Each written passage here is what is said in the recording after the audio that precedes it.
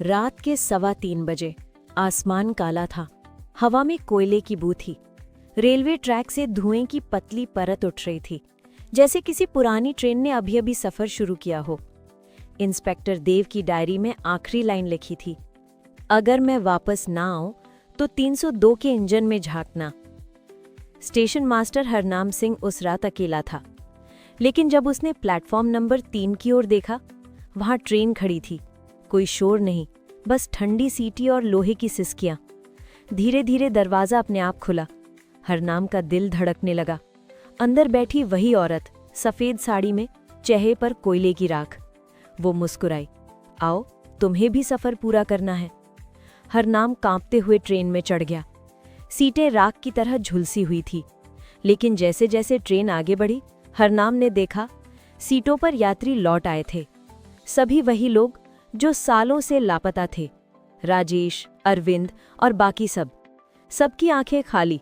सब एक साथ बोले, स्वागत है भूतिया एक्सप्रेस में। ट्रेन तेज होती गई, पहिए जलने लगे। बाहर स्टेशन, गांव, जंगल सब गायब। बस एक काला सुरंग बाकी था।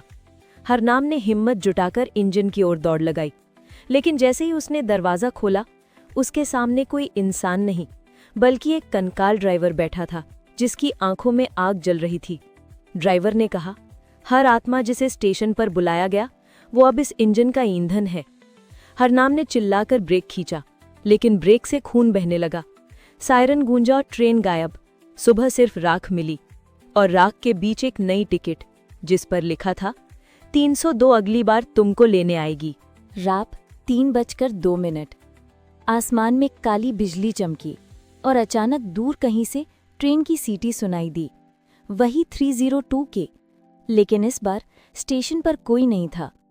न हरनाम सिंह, न अरविंद, न कोई चौकीदार। बस हवा का जोरदार झोंका और प्लेटफॉर्म नंबर 3 का ताला अपने आप खुल गया। धुएं से ढका ट्रैक चमकने लगा, जैसे किसी ने नीचे से आग जलाई हो। धीरे धीरे छायाएं उभरने लगीं। एक एक करके वही लोग जिनका नाम रेलवे रिकॉर्ड में मृत लिखा गया था। राजेश, अरविंद, हरनाम सब प्लेटफॉर्म पर खड़े थे, बिना कुछ बोले, बस एक दिशा में देख रहे थे। और तभी ट्रेन आई, लेकिन इस बार उसके डिब्बे खून से सने हुए थे। कांच पर उंगलियों के निशान थे, जैसे किसी ने अंदर से निकलने की कोशिश की हो। दरवाजा खुला और सफेद साड़ी वाली औरत धीरे से उतरी। उसके कदम जमीन पर नहीं पड़ रहे थे, जैसे वो हवा में तैर रही हो। वो बोली, इस बार सफर पूरा होगा, आखिरी स्टेशन अब पास है। राजेश ने कांपते हुए पूछा, लेकिन ये ट्रेन जाती कहाँ है? औरत मुस्कुराई, जहां से कोई लौट कर नहीं आता। ट्रेन में सब चढ़ गए। कोई विरोध नहीं, कोई सवाल नहीं, जैसे सब किसी अनदेखी ताकत के कब्जे में हो। जब इंजन चला, प्लेटफॉर्म हिल उठा। खिड़कियों से बाहर देखने पर बस अंधेरा था। न ट्रैक, न शहर, न आसमान, बस एक अनंत सुरंग, जहां से फुसफुसाहटें आ रही थीं। आखिरी सफर शुरू हो चुका है। ट्रेन धुएं में गुम हो गई। स्टेशन फिर से सुनसान हो गया। सिर्फ एक पुराना बोर्ड हिलता रहा, जिस पर लिखा था, अगली ट्रेन शायद तुम्हारे लिए। रात 3:45। धुआं घना हो चुका था। ट्रेन किसी अनजान सुरंग से निकल रही थी, लेकिन बाहर अब कोई दुनिया नहीं थी। न आसमान, न जमीन, बस तैरते हुए साए और दूर दूर तक जलते लाल दिए। राजेश ने खिड़की से झांका। हर दिए के नीचे कोई चेहरा था, कुछ अधजले, कुछ मुस्कुराते हुए, और कुछ आंखें फटी रह गईं, जैसे अभी अभी मौत देखी हो। अरविंद ने डरते हुए कहा, ये जगह, ये स्टेशन नहीं है। तभी सफेद साड़ी वाली औरत बोली, नहीं, ये स्टेशन नहीं, ये ठिकाना है, जहां हर अधूरी आत्मा अपनी मंजिल का इंतजार करती है।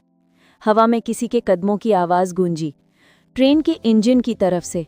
सबने देखा, इंजन में वो कंकाल ड्राइवर नहीं था, कोई और बैठा था, काले कपड़ों में, चेहरा ढका हुआ, और आंखों में वही नीली चमक जो राजेश ने पहली रात स्टेशन पर देखी थी। वो बोला, हर आत्मा को रास्ता दिखाने वाला चाहिए, लेकिन इस बार रास्ता बदल चुका है। और तभी ट्रेन झटका खा गई। डिब्बों की खिड़कियां अपने आप बंद हो गई। बाहर के दिए बुझने लगे। औरत ने पहली बार घबराकर कहा, नहीं, ये रास्ता नहीं होना चाहिए था। अरविंद चिल्लाया, ये कौन है? तुम हमें कहाँ ले जा रही हो? औरत धीरे से बोली, मैं नहीं जानती, मैं तो बस बुलावे पर आती हूँ। ट्रेन अचानक अंधेरे में गिरने लगी, जैसे किसी गहराई में डूब रही हो। डिब्बों में सब लोग चीखने लगे, लेकिन आवाजें गायब हो गईं। आखिरी नज़ारे में राजेश ने देखा, एक टूटा हुआ बोर्ड हवा में तैरता हुआ नीचे गिर रहा था, जिस पर लिखा था, मृत आत्माओं का ठिकाना, प्रवेश निषेध। फिर सब कुछ शांत। अगली सुबह रेलवे कंट्रोल रूम में रेडियो पर सिर्फ एक आवाज़ सुनी गई, ट्रेन ड्राइवर की, बहुत धीमी, टूटी हुई, 302, अब वापस नहीं आएगी। रेलवे कंट्रोल रूम, लखनऊ, सुबह के 4:10।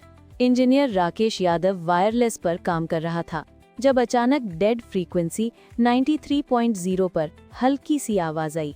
पहले तो लगा कोई इंटरफेरेंस है, लेकिन फिर साफ आवाज सुनाई दी, ये है 302, रिपोर्टिंग। राकेश ठिठक गया। वो फ्रीक्वेंसी तो सालों पहले बंद कर दी गई थी, क्योंकि नाइट एक्सप्रेस 302 उसी चैनल पर आखिरी बार संपर्क में आई थी जिस दिन वो गायब हुई थी। उसने तुरंत रिकॉर्डिंग ऑन की।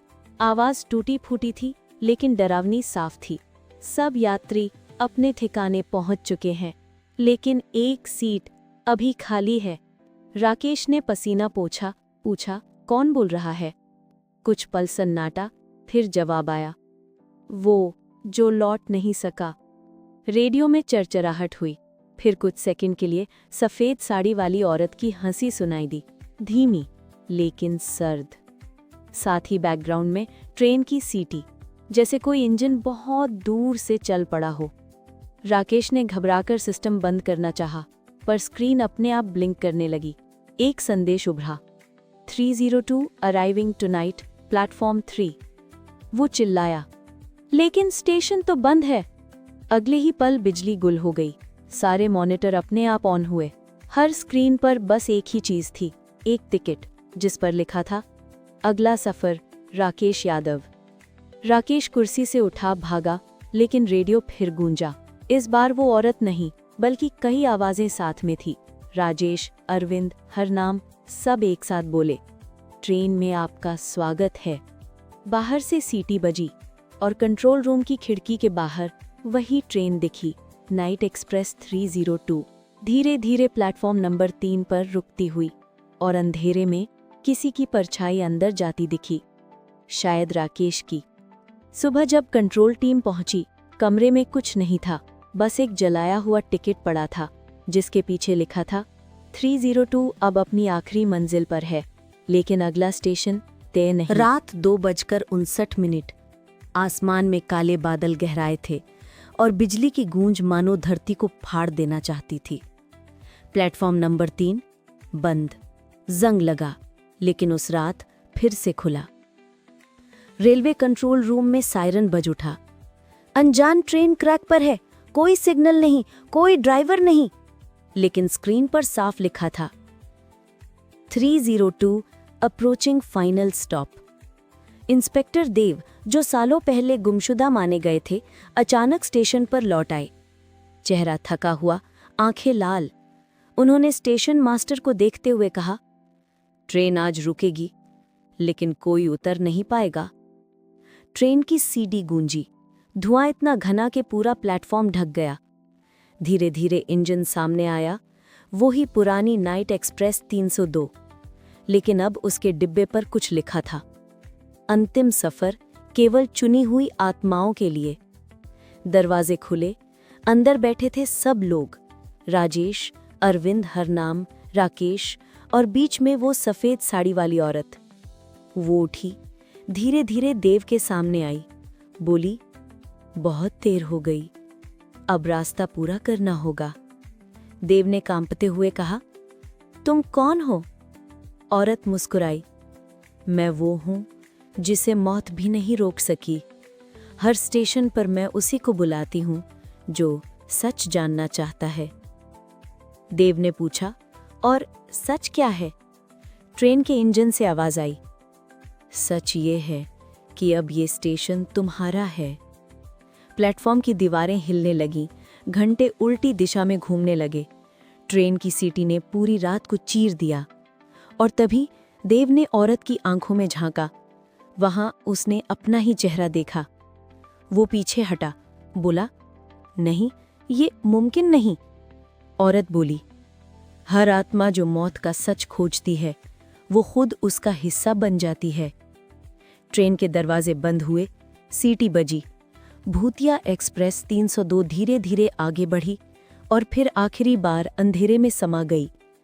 सिर्फ प्लेटफॉर्म नंबर 3 पर अब एक नया बोर्ड टंगा था, स्टेशन मास्टर देव कुमार, और नीचे लाल स्याही में लिखा था, अगली ट्रेन आधी रात को आएगी। लेकिन कहानी यहीं खत्म नहीं होती, क्योंकि सुना है रात के ठीक 3 बजे अगर कोई स्टेशन नंबर 3 के पास खड़ा हो तो धुएं में से एक टिकट गिरता है जिस पर लिखा होता है, सफर शुरू हो चुका है।